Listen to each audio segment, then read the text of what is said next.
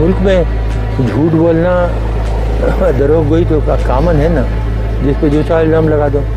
जो चोर हैं, डाकू हैं, उन पे इल्ज़ाम नहीं लगते। वो साहूकार हो तो उनकी सफाई पेश होती है कि नहीं, वो तो बहुत ही ईमानदार है, नौमौलूद बच्चे की तरह है। और कम ज़्यादा लम्हा कौन सा? कम ज़्यादा तो बस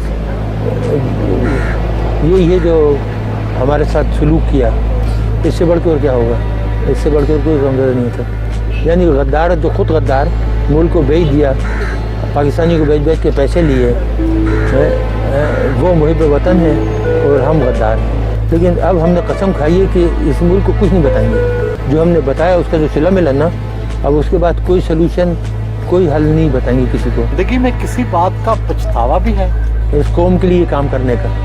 हाँ, वो ये होता है, कभी कभी आदमी सोचता है ना कि कोई और काम करता, तालीम की तरफ ध्यान देता बजाय ये काम करने के ना, एजुकेशन की तरफ प्रोफेसर बन जाता। मेरे पास बहुत पेशकशें थी, लेकिन एकदम ये जब हिंदुस्तान ने धमाके किया तो 74 का, तो फिर मैंने देखा कि पाकिस्तान का जो वजूद है ख़तरे में पड़ गया है, इसलिए वो काम छोड़ के तो इधर आ गया। जी नाजरीन, तो ये मोहसिन पाकिस्तान डॉक्टर अब्दुल कदीर खान मरहूम के वो अल्फाज हैं जो कि उन्होंने एक डिक्टेटर के बारे में कहे हैं।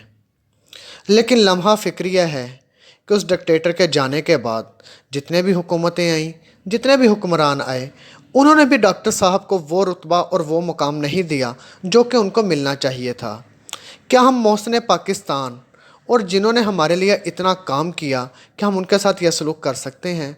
ये सोचने की बात है कि आया कि कल को इस तरह का टैलेंट पाकिस्तान में अगर पैदा हो तो वो किस तरह अपने आप को नुमायाँ करेगा, जब वो देखेगा कि मेरे से बड़े और मोहतरम जो साइंसदान थे उनके साथ पाकिस्तान की हुकूमतों और लोगों ने ये रवैया अपनाया, तो क्या वो पाकिस्तान के लिए कुछ करने की सोचेगा?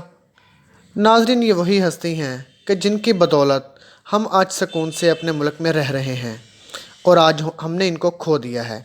नाज़रीन, आज की अगर हमारी वीडियो आपको अच्छी लगी हो तो इसे लाइक और शेयर ज़रूर कीजिएगा, और अभी तक अगर आपने हमारा चैनल सब्सक्राइब नहीं किया तो बराए मेहरबानी सब्सक्राइब कर लें और बेल आइकॉन को भी दबा दें ताकि हमारी हर आने वाली नई वीडियो आप तक पहुंच सके। शुक्रिया।